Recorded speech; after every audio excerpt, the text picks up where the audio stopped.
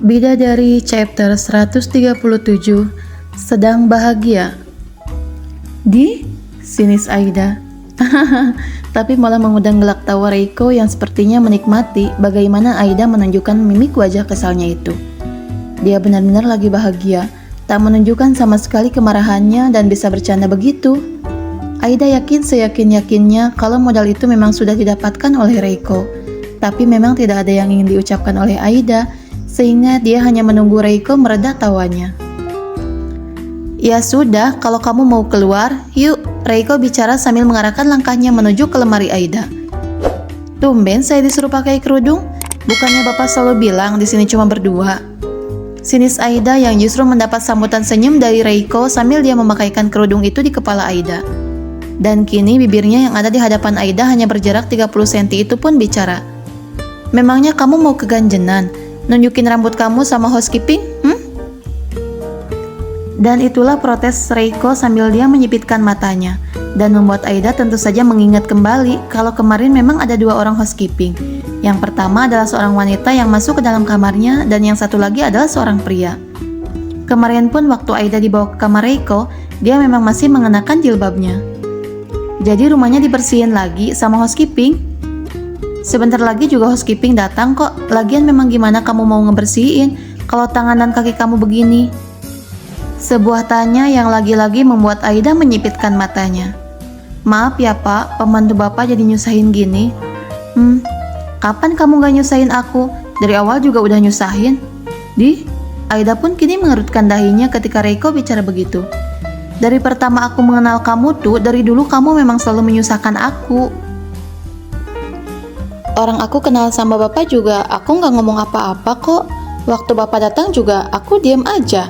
Sentak Aida kesal.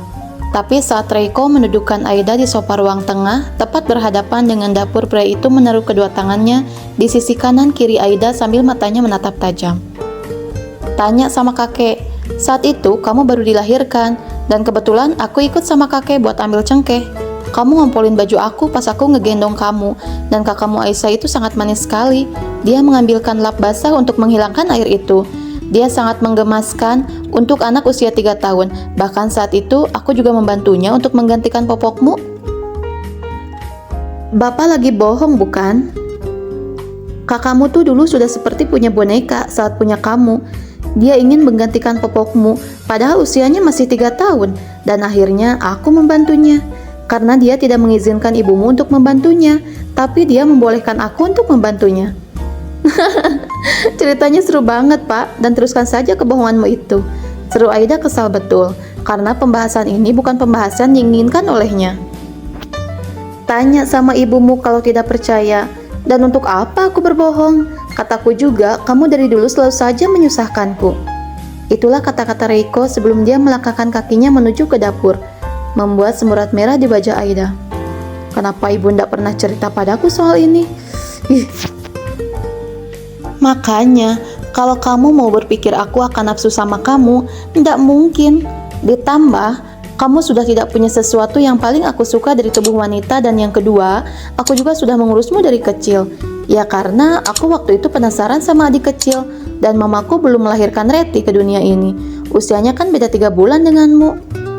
Dan kenapa juga dia harus bahas ini lagi sih? Aida malas menimpalinya, sehingga dia memilih membuang wajah di saat yang bersamaan.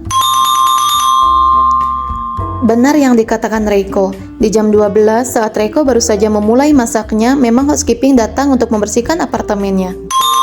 Dan lagi-lagi, gangguan seseorang yang datang membuat Reiko terpaksa membuka pintunya. Oh, sebentar ya. Ada orang laundry juga yang datang untuk mengantar baju, sehingga membuat pria itu terpaksa memanggil housekeeping yang tadi disuruhnya membersihkan kamar Aida untuk mengurus laundry dulu.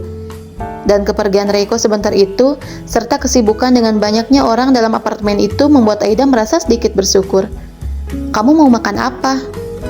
Apa aja Pak, saya nggak lapar-lapar banget. Tapi biar nggak lapar tetap harus makan, kan sekarang kamu lagi masa penyembuhan. Pembicaraan sederhana saat pria itu kembali ke dapur untuk mengurus bahan makanan. Bapak memang nggak kerja lagi apa? Udah selesai kerjanya? Aida jujur saja masih penasaran, makanya dia mengajak Reiko bicara lagi. Kerjaanku mana ada selesainya, masih numpuk dan masih banyak. Kalau aku ngerjain kerjaanku setiap hari, bahkan dalam 24 jam itu, semua nggak akan pernah beres. Seru Reiko lagi, dia memandang pada Aida. Aku lagi ngurusin makanan, tidak boleh banyak bicara, karena apa yang keluar dari mulutku itu bisa sampai ke makanan. Jadi jangan berisik. Terpaksa Aida diam. Kenapa aku nih? Memancing pembicaraan tentang dirinya yang mendapatkan modal. Tapi baguslah, dia sibuk dengan memasak saja dan tidak bicara apapun. Karena aku tidak boleh terus memikirkan ini dan merasa berbangga diri. Aku tidak menolongnya, bukan aku. Hati Aida dipaksa olehnya untuk tidak mengharapkan sesuatu yang berlebihan. Wanita itu sendiri pun kini sibuk dengan tangannya yang bergerak-gerak di layar handphonenya.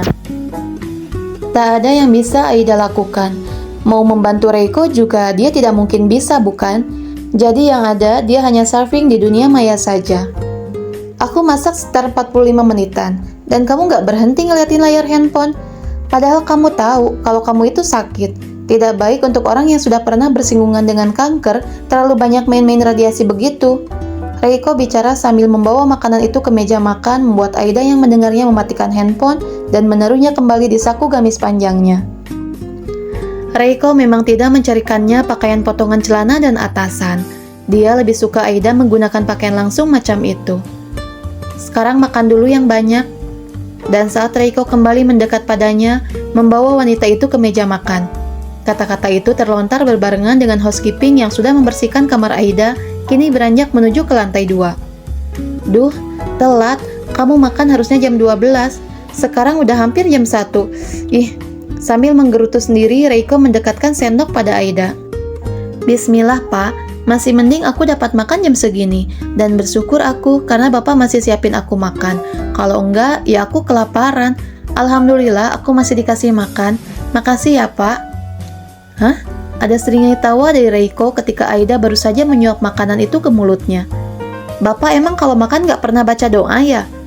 Kan katanya kalau orang makan itu lupa baca doa, makannya berdua sama setan. Karena setan itu makan dan minum dari apa yang dimakan manusia tanpa doa. Berisik kamu, makan aja. Jawabannya lagi-lagi membuat Aida manyun.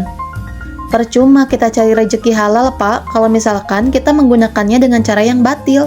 Bapak dapat uang halal, uangnya dibeliin makanan, makannya nggak baca doa, nggak bersyukur itu namanya, Pak. Makan, bukannya aku suruh kamu ceramah. Makan yang banyak, habiskan dan jangan bicara. Bicara pun aku tidak boleh. Tapi aku tahu dia sedang bahagia, makanya dia senyum-senyum gitu terus kan? Tak tahulah, tapi sikap Reiko ini memang mengesalkan untuk Aida, tanpa dia tahu apa sebabnya. Tapi memang Aida tidak bicara lagi. Dia hanya menyantap makanan yang disuapi Reiko sampai habis. Besok Silpi akan kemari dan akan melihat keadaanmu. Kita akan lihat kondisi tanganmu. Kalau dokter itu bilang sudah boleh buka perban, maka kita akan buka. Tapi kalau belum, kamu sabar dulu. Dan kakimu tidak boleh kamu bawa ke kamar mandi sendiri sebelum 3 hari. Tunggu aku kalau mau lakukan sesuatu. Kayaknya udah bisa, Pak. Saya udah ndak sakit kok. Tapi Aida menolak, dan dia juga sudah menggerakkan jari tangannya yang masih diperban itu. Ya kita lihat nanti. Reiko menjawab singkat sambil dia mau berdiri dari kursinya. Tapi, Bapak nggak makan? Aku nggak nafsu makan, lagi banyak pekerjaanku yang numpuk. Kepikiran kalau belum selesai, ujarnya yang memang dari tadi sebetulnya juga gemas ingin mengerjakan pekerjaannya. Tapi memang dia harus memasak dulu.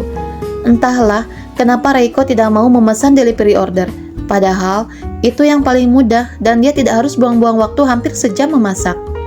Ini sendiri membuat dirinya geli di dalam hati, tapi memang dia tidak menyampaikan satu kata pun pada Aida. Kalau Bapak nggak makan gimana bisa kerja? Yang ada Bapak sakit nanti, belum nikah udah mati.